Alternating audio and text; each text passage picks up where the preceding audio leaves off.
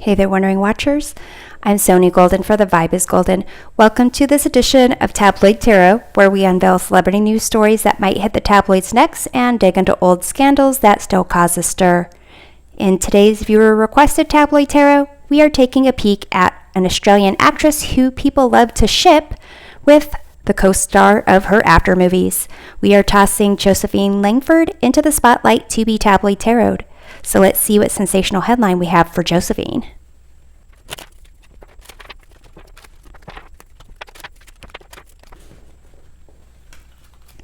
All right, so we have here compatibility, honeysuckle, ethereal beauty, shyness.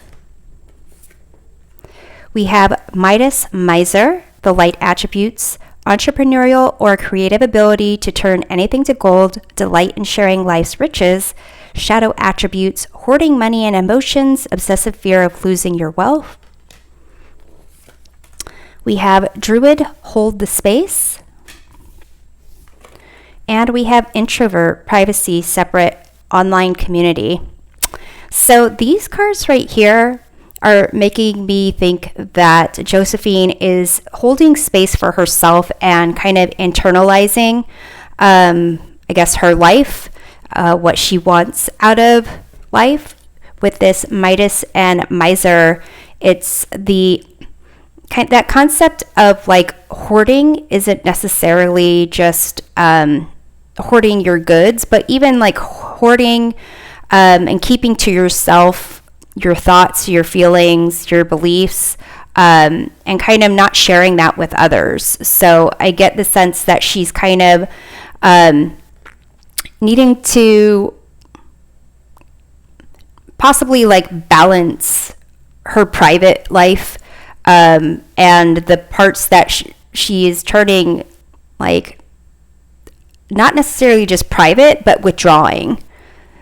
And with this honeysuckle, this shyness, ethereal beauty, it's almost as if it could be because of a shyness that, I understand, like as someone in the spotlight, you want to keep your life private, but it's almost as if this kind of internalizing is almost like an extreme form of shyness and possibly wanting to protect some aspect of herself. Maybe she had some like bad experience with someone like being too open, or someone kind of intruding on her personal space. With this compatibility card, it does seem that she either is with someone who is compatible for her, or is really searching for someone who is compatible and not necessarily just allowing anybody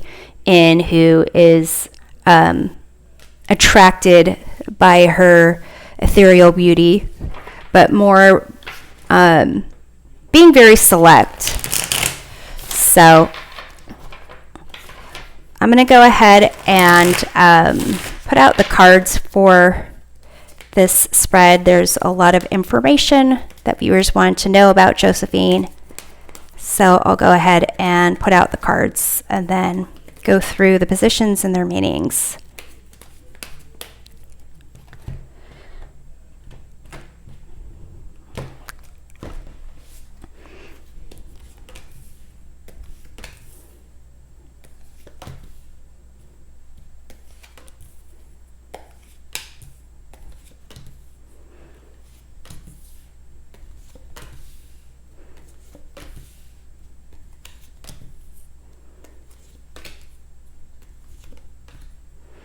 Okay, so the influencing energy of this reading, we have the Seven of Pentacles, which is basically assessment. And usually it's someone who is looking at, their prospects for the future, what they've invested in themselves and their path so far, and whether or not it's worth making changes that are like fine-tuning, or switch roles altogether.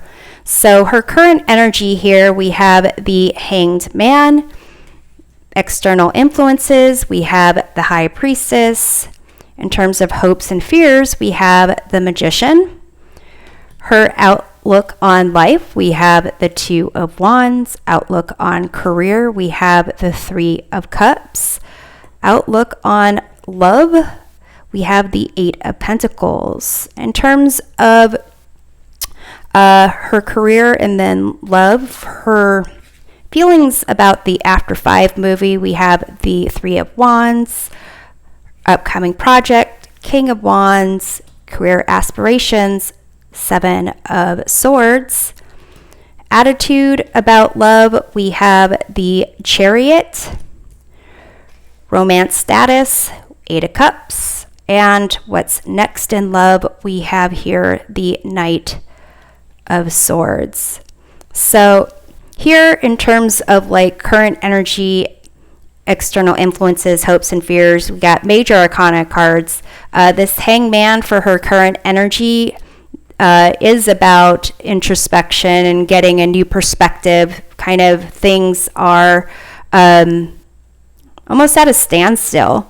And so here, this like introvert and this druid and the Midas miser shadow attributes of kind of like a sense of being separate from others. You can see this person is kind of separated from the crowd below. So current energy is kind of a sense of separateness, but the separateness is the intention of kind of getting a new perspective on things. The external influences, we have the High Priestess. So it does seem like there is, something that is something behind the scenes that hasn't been revealed that is influencing her. And it could be, it could be like negotiations for a new project, or it could be, reviews on the most recent movie that came out. But basically, it could be part of her current energy. This withdrawal is trying to tap into kind of like the perspective of other people, like in how this Hangman is separate, but the focus is on these other people. In terms of hopes and fears, we have here the Magician. So this is a card of confidence and ability to kind of manifest what you want into reality, but it's also the card of the Trickster, which is having just like facade, or possibly even having the talents and skills, but not really having the confidence to use them well. In terms of her outlook on life with the Two of Wands, it does seem like this card of withdrawal and planning, wanting to actually advance, do something where she is taking a little bit of a risk, going into a little bit of unexplored territory, and making plans for that. In terms of her career outlook with the Three of Cups, it seems like it's fun for her, but also it requires networking and socializing and almost that feeling of needing to interact with other people or schmoozing other people. But she's in this period of like holding her own space and withdrawing. So it seems like she knows that potential is there, but she is a little bit, kind of holding herself back, kind of like this outlook on life with the Two of Wands. In terms of outlook on her love life with the Eight of Pentacles, I feel like this has to do with her just putting focus and intention on what she wants for her long-term future. This concept of compatibility, something that is going to be worth that effort for her, something that really she can invest in and know it's going to go somewhere for the long term. In terms of the feelings about the After 5 movie with the Three of Wands, I feel like it is kind of, she feels it provided her a platform to see what else is out there, possibly wants to do something very different. Well, here you with the outlook on life. I feel like it's an opportunity to meet more people, do more things, possibly work with people that she's worked with on those after films, not necessarily just in front of the camera, but the people behind the scenes, behind the camera, and helping her to advance her career. In terms of upcoming projects with the King of Wands here, it seems like there are opportunities for her to really take, center stage, to really hold the attention of the audience. She's already had main roles, but I feel like this is going to be her real ability to kind of show her the extent of her character, what she can accomplish. And it could be that, part of those external influences that she's trying to tap into is kind of getting a sense of when that's going to happen or how that project's going to take shape. But it seems like she is going to really have the opportunity to kind of take the, what is it called? Career scene, Hollywood, although I don't know she actually lives in Hollywood by storm. But in terms of career aspirations, we have the Seven of Swords. This is typically liar, stealer, cheater vibes. And to me, it's almost as if her aspirations, she doesn't necessarily want to share that with the world. She wants to kind of keep those a little bit to herself. And it could be, again, that concept of like something from her past where someone either, typecast her or invaded her personal space where she doesn't necessarily want to allow everyone into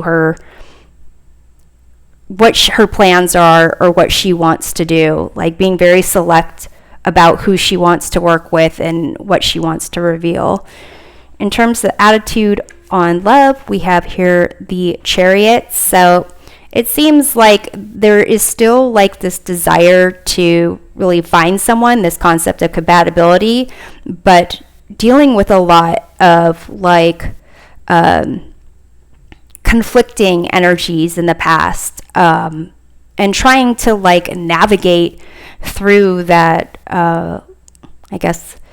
not so amazing concept of dating and maybe kissing the wrong frogs to get to the right frog.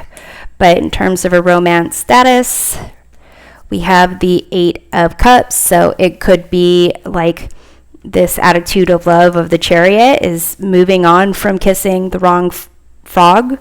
But it seems like she is, single, not with someone, leaving what's not for her behind.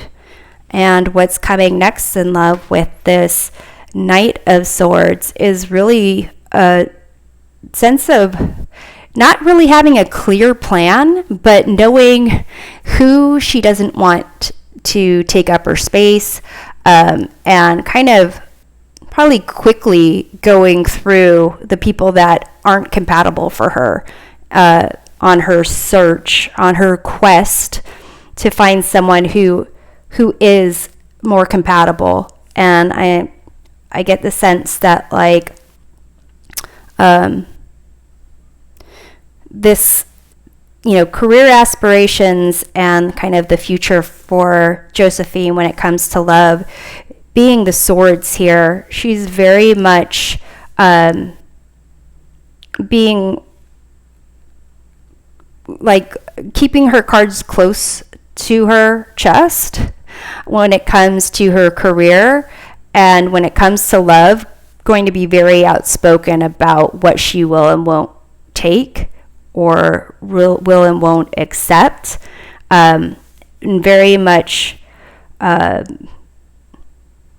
like game playing or thinking these through, trying to